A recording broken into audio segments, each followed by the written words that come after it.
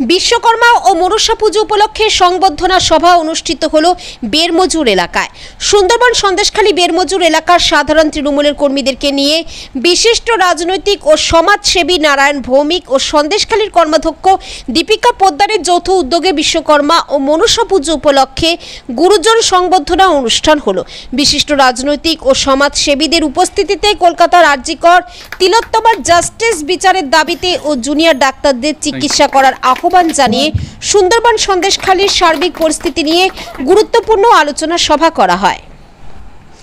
উপস্থিত ছিলেন যাদবপুর বিধানসভার এসসি এসটি ওবিসি সেলের চেয়ারম্যান সুব্রত মণ্ডল, সন্দেশখালী ব্লক 2 পঞ্চায়েত সমিতির সভাপতি রৌফান ইয়াসমিন, সন্দেশখালী ব্লক 2 পঞ্চায়েত সমিতির নারী ও শিশু কল্যাণ কর্মাধ্যক্ষ দীপিকা পোদ্দার, বাংলার প্রতিবাদী কণ্ঠ মানিক রফিক, দুর্গা মণ্ডল, গ্রাম পঞ্চায়েতের প্রধান লক্ষণ অধিকারী, সন্দেশখালী 2 পঞ্চায়েত সমিতির সদস্য অষ্টমী সর্দার, এলাকার গ্রাম পঞ্চায়েতের মেম্বার আব্দুল মাজেদ মোল্লা সহ আরও অনেকেই উপস্থিত ছিলেন। আমরা ব্লকের সবাই একটা মানসিক যন্ত্রণার মধ্যে ভোগ করছি, কারণ যে রাজনীতিক নোংরামো চলছে আমাদের মমতা ব্যানার্জির বিরুদ্ধে, তো আমরা জিনিসগুলোকে মানতে পারছি না।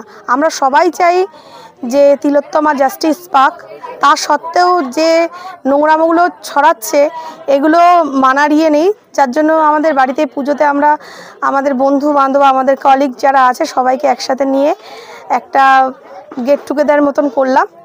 আর আগামী দিনে আমরা আমাদের দলীয় কার্য প্রতিটা অঞ্চলে অঞ্চলে গিয়ে মিটিং করব। আমরা আমাদের পুরনো কর্মী যারা আছে তাদেরকে আগ্রহ দেব যেন তারা আবার ভালোভাবে কাজ করে, আর আমরা এইসব চক্রান্ত থেকে বেরিয়ে আসতে পারি। একটা সম্প্রীতির পুজো বলেও সবাইকে আমি নিমন্ত্রণ করেছিলাম। আমাদের পঞ্চায়েত সমিতির সভাপতি রৌফান ইয়াসমিন ছিলেন, লক্ষণদা আছে, শ্রীরামদা আছে, আমাদের বিভিন্ন নেত্রী 8টা অঞ্চল থেকে সবাই এসেছিলেন। কিন্তু আমাদের মানিকদা, আপনারা দেখেছেন, মানিক ফকিরও এসেছিলেন। সুব্রত আমার দীর্ঘদিনের বন্ধু পাটুল থেকে এসেছিলেন। যে আমরা চাই সবাই মিলেমিশে একসঙ্গে একইভাবে হিন্দু মুসলিম খ্রিস্টান সব যখন একসঙ্গে আমরা দলিত একসঙ্গে কাজ করতে চাই। আর আগামী দিন এই পুজোর থেকে শপথ দিচ্ছি মমতা বন্দ্যোপাধ্যায়, অভিষেক বন্দ্যোপাধ্যায়ের নেতৃত্বে আমরা সেইভাবে আমরা মা বোনেদের পরিষেবা দেব।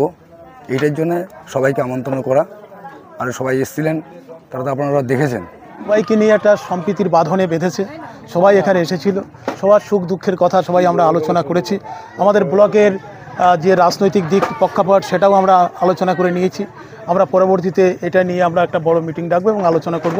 তো ভালো লেগেছে, সবাইকে ধন্যবাদ জানাই, আপনাদেরকে ধন্যবাদ। আমাকে বলেছে দাদা আমি নিমন্ত্রণ করছি, অবশ্যই মনসা পূজার দিন আপনি আমাদের বাড়িতে আসবেন 3টের দিকে, একটু প্রসাদ খাবেন, একটু আনন্দ করব।